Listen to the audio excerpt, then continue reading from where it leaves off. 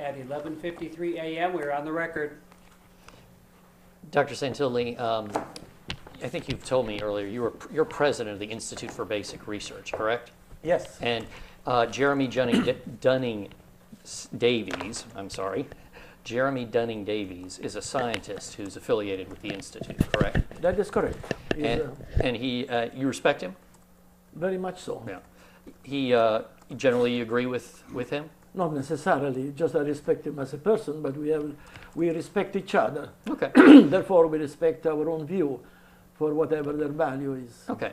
We are democratic scientists. We're Sure. not totalitarian scientists. You're familiar with his book, Exploding a Myth, Oh, Conventional yes, I do. Wisdom? Yes, I do. Yes. In fact, it was in his title page, he lists as his credentials, Department of Physics, University of Hull, and Institute for Basic Research, Palm Harbor, Florida. So clearly disclosing his connection to the Institute, correct? Yes, proud to be to confirm that he is a member of the honorary members. He's not a paid member. Okay. The Institute pays nobody. It is an honorary body. It's an honorary body? Is Yes, there is nobody, not even myself. Nobody has Got got a penny of payment. The Institute has no money anyhow. Gotcha. So I'm going to read a portion, and I'm happy to hand this to you, but I know maybe it'd be easier if I read it and you can tell me if you disagree with it. On his, inside the front cover, he has a quotation from J. Robert Oppenheimer, and I just want to see if you agree with this. Oppenheimer says, "There must be no barriers for freedom of inquiry. There is no place for dogma in science. The scientist is free and must be free to ask any question, to doubt any assertion, to seek for any evidence, to correct any errors." Do you agree with that? I agree fully. I didn't know the quotation, but now that I hear, I agree fully. Okay. But Oppenheimer refers to serious scientific inquiry, not as vulgar accusation of by non-technician throwing judgment, vulgar sludge on serious scientific research, such as the case of Frank Israel and Pepijn van Eert. You gave us some pages from this book in Discovery, didn't you? Honestly, I do not remember, but refresh my memory, I will tell yes or no. Okay. Well, I'm going to put this on the record. I don't know that we need to mark it, but plaintiff's document production pages 68 and 69 are pages from this book. The page numbers out of the book are 184 and 185. And I want to read you a passage from 186. Please. That obviously a continuation of the point from the page before, and just see if you agree with it. Santilli's investigations have placed him squarely in opposition to the godfathers of conventional wisdom. All this has put him at a grave disadvantage in the scientific world. Do you agree with that? Yes, indeed. And he goes on to say, a tribute to you, Mrs. Santilli, "There seems to be little doubt that without the unswerving support of his wife, he would not have survived." That is also true. I would have changed, I would have left. That's why we've been married for over 52 years. Mutual loyalty, because I would not have survived without my wife's support. I should say, we will not be here without my wife's support and dedication to the United States of America. We filed this lawsuit in support to defend freedom of speech and research in the United States of America. Remember, we will never get one penny of payment from defendant Israel and Van Eert. Never. So we're spending money. What we are doing for the United States of America. I think So we're you will on be the, sorry, I was going to mark an exhibit. Please finish. It's okay. Okay. Exhibit 51, please, if you would take a look at this and see if you recognize it. I'll tell you these are pages from the Institute for Basic Research website. Let me check.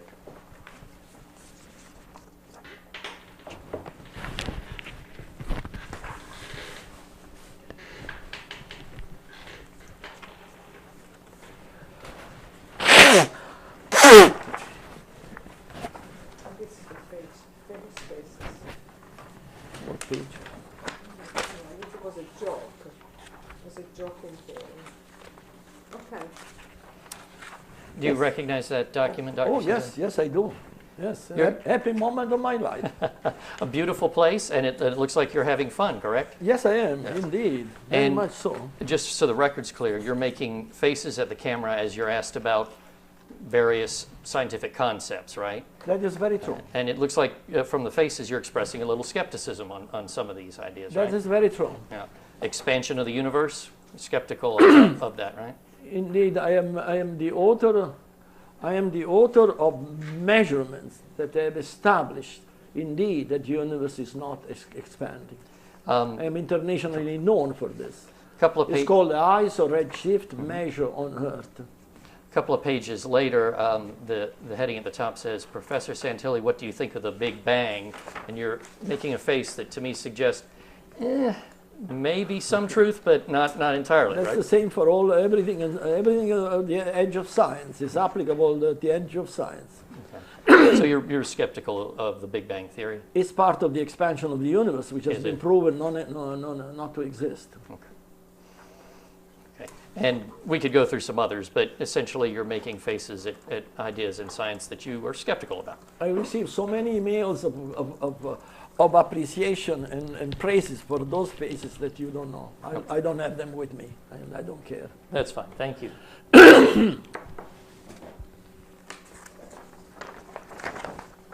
I learned a new word in this case, Dr. Santilli, and I thank you for it. Obscurantism. Obscurantism. Obscurantism. Thank you for helping me on the pronunciation.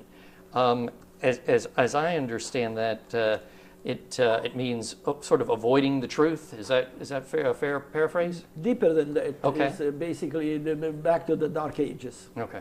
Okay. And specifically, you use it in the context of science. People who are avoiding the truth and looking backwards rather than forward in That science? is correct, yes. Okay.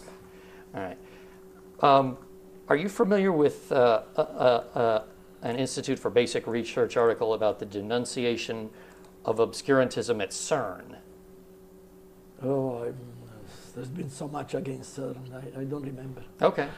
But I wouldn't be surprised that the members of our institute have expressed the view that there is an obscurantism at CERN. Okay. Actually, I expect it to be very much the case. Let me show you Exhibit 52 and see if that helps, if that's familiar to you. Yes, this is our IBR, and I need help to identify what this is all about. Sure, and I'm not going to ask you in detail No, about no. it. But just a moment, let me look at it. And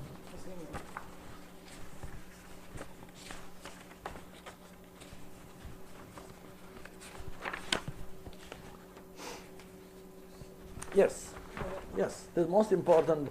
I think the most important part is this testimonial. I remember this fully. This is indeed a document of the Institute of Basic Research, of which I am a president. And this is the case of indeed the case of a witness who published this testimonial. This is the picture of the former institute. My wife and I, we founded the Institute for Basic Research after I left Harvard, and we rented Harvard University. Thank you. Ask me any question, please. And I moved too fast, please let me know. And this is called the Prescott House within the compound of Harvard University. My wife and I, actually we purchased this property and became the location of the Institute for Basic Research. And there was a visitor that indeed was the witness of an attack, even including life threat against me. And he happened to be in the stairs, if I remember correctly. And so yes, this is unless I check page by page, but it looks like an official document of the Institute for Basic Research. Any question, please? Yes, please. On that page you've pointed out to us, the one just before the photo of the house at Harvard, the life threat you're talking about there.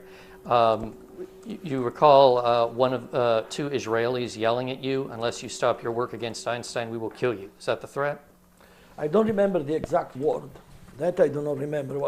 Can you read me what is written there? Yes, please. If you'll turn to the page with the house. I don't read. Oh, any okay, house. sorry. But the letter you were referring to Ms. Fleming, who I guess worked for the Institute, Was the secretary. was the there. secretary at the Institute? Okay. says, this is on page Bates number VAN 2176. At one point, I heard clearly one of the two Israelis yelling to But Professor Santilli. This is the guy, not me. This is No, the, I understand. this This is a letter from someone else. But I went. My recollection, he was an eyewitness in the entrance, the hall of the institute, was listening to the guys attacking me inside. Okay. So it's not mine. I understand. Yeah, the witness is writing to Ms. Fleming. It has to be clarified in the record. Yeah. At one point, I heard clearly one of the two Israelis yelling to Professor Santilli, unless you stop your work against Einstein, we will kill you. And I just asked if that's what you recall happening. To my recollection, it was a very emotional moment because the guy was attacked by three guys for what considered to be just ordinary research. So I was just out of my wits. I was disgusted. Okay. And and you would say of those people who were attacking you, that they made life threats to Professor Santilli, correct? I do not remember. It was too emotional. I don't have any record, so I cannot prove. So I think the question is insidious because I have no tape recording of the meeting. Okay. So it can damage you, the attorney, Yeah, but unless you have evidence. I'm asking you what happened. I wasn't there. Well, but depends on the emphasis. Unless you have evidence of something, be careful. That's my advice. Then you act in any way you want. Okay. What else do you recall about that incident? I was just out of my wits because I am a scientist and I don't see any. I'm a lover of Einstein. He's one of the greatest supporters of Einstein. That's me. And so I don't remember. When I see the control of the totality of the universe by a very limited theory by Einstein, I get very upset, and I don't remember them. Okay. Did you approve the publication of this article on the IBR website? Not, I don't even remember how it appeared. There was an exchange of many people. Many people could have done by the secretary. There are lots of exchanges there, so it was kind of a blog. Yes. It was a kind of a blog in which several of those appeared. So and as president, did you approve posts? I'm very, very liberal. I don't even. Some of the things appear there were put by the secretary. Okay. I don't care to look at them. Until I believe that the United States of America, we have a democracy in the United States of America, or some information has to be suppressed to defend clearly anti-American interest. Because that's what is at the bottom of this lawsuit. We are filing by paying to say our thanks to America has been generous to us. And without any expectation that we will ever get one money of paying back, because we know Frank Israel and Pepijn, even assuming we win the lawsuit, they will never pay us one penny. The first 9 pages of Exhibit 52 are single-spaced, looks like a letter from Pamela Fleming. It's a former secretary. Yes. Okay, and when you're saying secretary, are you saying a secretary in the corporate sense, or are you saying an administrative assistant? We don't have this distinction. Well, what were her duties? I was traveling most of the time. She was doing everything. Okay, fair enough. And I do not accept that distinction. Has no value within an informal institute such as ours, without any budget, no money. The denunciation, the first 9 pages of this exhibit, is addressed to 3, it appears to be directors at CERN. And I'm just wondering who wrote those 9 pages, that denunciation. Again, it's signed Pamela Fleming, spokesperson. Do you know if she wrote those personally? Not necessarily. She might have received messages, requests from other scientists. What I want to be, what I want to be on record is that I and my wife have a number of supporters all over the United States of America, as well as all over the world, for this fight for scientific freedom of thought. That is way much bigger than what you can think of. Sure. But most of them cannot talk because they have a position in the university, and they don't want to lose the job. You see, for me to fight for America and fight for new knowledge, I had to leave Harvard. Right. If I had compromised in controlling knowledge, I will still be at Harvard. I had much more qualification and publications and books than any of my colleagues. Dr. Santilli, the last paragraph of, of the denunciation letter, it's on the page base number 2155, right before Pamela Fleming's name as spokesperson.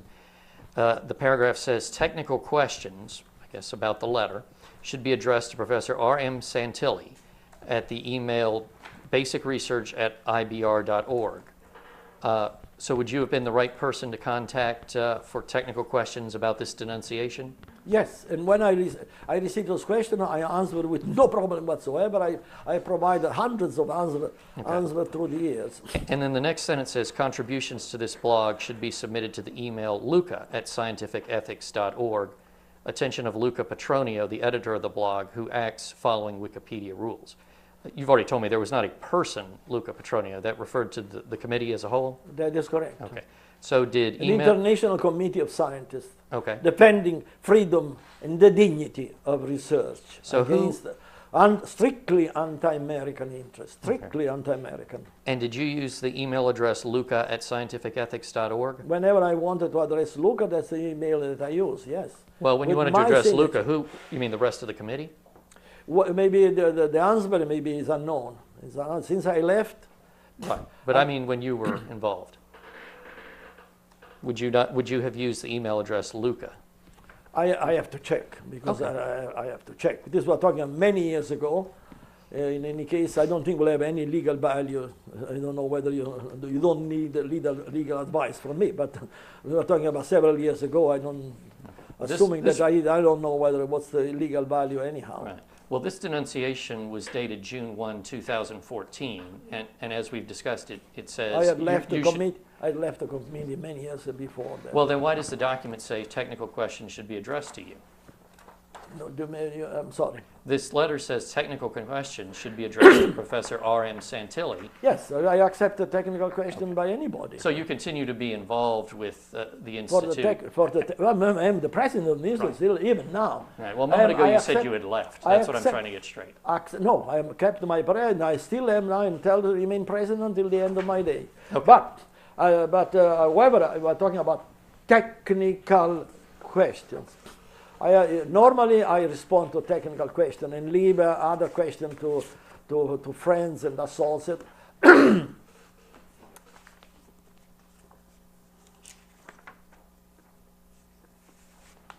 Incidentally, for your knowledge, it is my recollection is that this intervention, since you raised this issue, the author of this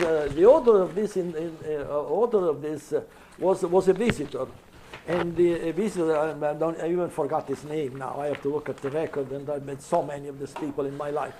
But besides, this is an email that he sent, so and of a blog that I was not handling all the time, 100% of the time. But to my recollection is that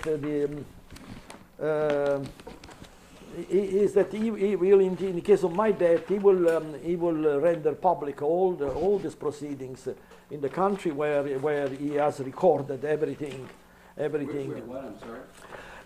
He will render to my recollection, he will render public the country and the information pertaining to this episode, of which he was an eyewitness in the whole of the Institute of Basic Research, without being heard by the people inside. For the people inside, it was myself, and there were 3 individuals that I cannot identify in any case. Simply, they were attacking me for my research, and that's all. I became very emotional. Because I became a citizen. I come from a rich Italian family. I became a citizen of the United States of America because of love for the country. Well, let me ask you about the attacks you're talking about. As a result of those attacks, well, as part of those attacks, people have labeled you a fringe scientist, correct? No. No one's ever called you a fringe scientist? Many times, but Okay. not because of that. Oh, They okay. call me, usually this Pepijn van Erp and many others, those are usually non-scientists who oppose or are fanatic let me back up. Let me rephrase the sentence. Okay. This may, for your own interests, for whatever we're talking about science, so whatever it interests, we are living in an historical moment that in which the Einstein theory that are incontrovertibly valid,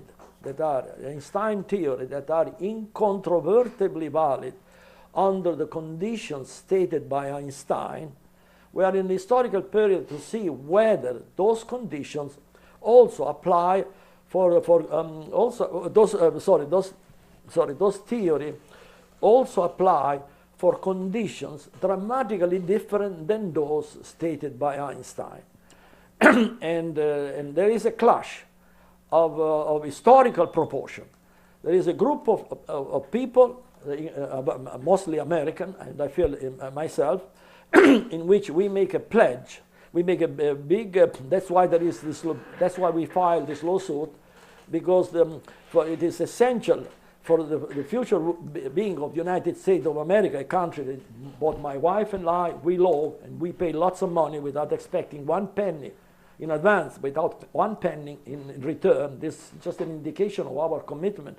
My wife Carla Santilli and me, that to the country. You know, the country we love. We don't know whether we have to go beyond. We have to go beyond. I have to take a little. Dr. Santilli, let me ask you a question. With regard to being labeled a fringe scientist, you would say that you don't get the respect you deserve as a scientist, correct? Tony Parish, I may request, but maybe in a while, I am 83 years old and may request a little break. As long as there's not a pending question, then we can have a break, or if Mr. Lake Because I allows start to you. feel tired. Okay, I'm mentally tired. maybe, do we want to do it? Can we do a lunch break so you can have some time, or are we not doing lunch, or what's the on that? Why don't we go off the record?